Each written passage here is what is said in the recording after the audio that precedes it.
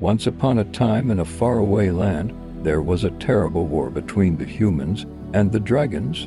The dragons were huge, fierce, and strong. They breathed fire and were almost impossible to defeat.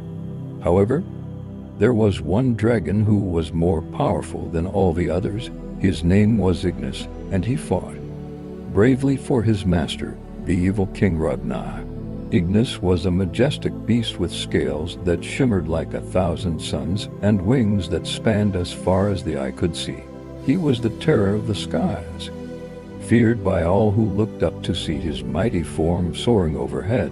But despite his awesome power, Ignis was not immune to the tricksy ways of the humans.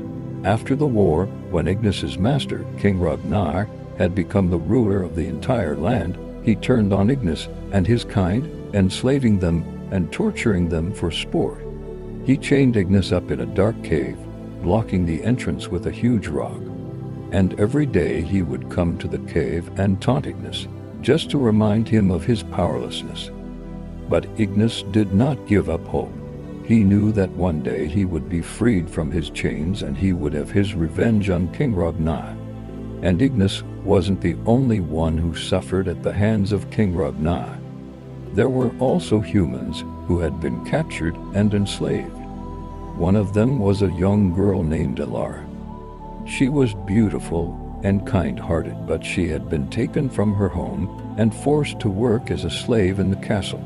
Elara hated her life as a slave, but she never lost hope. She dreamed of the day when she would be free and she would be able to return home to her family.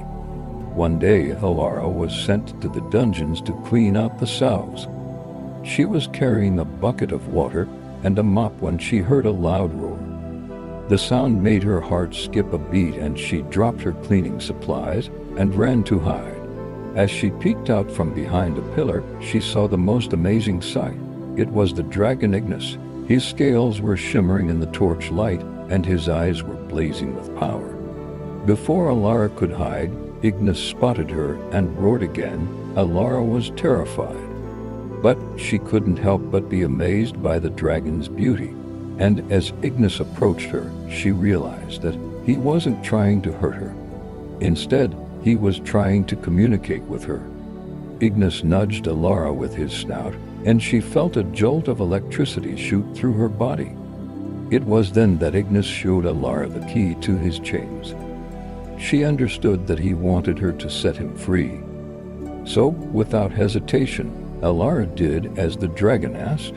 She went to the entrance of the cave and pushed against the rock blocking it. To her surprise, the rock moved, and she stepped aside to reveal a gaping hole. Ignis let out a triumphant roar and flew out of the cave, his chains clanking loudly as he went. Elara watched in awe as Ignis disappeared into the darkness. She knew that she had done the right thing, but she couldn't help but feel a pang of sadness as she realized that she would never see the magnificent beast again. Or would she? As soon as Ignis was free from his chains, he soared into the sky and flew to the highest mountain in the land. There he met with the other dragons and told them about the brave girl who had freed him. The dragons were grateful to Elara, and they promised to help her if she ever needed it.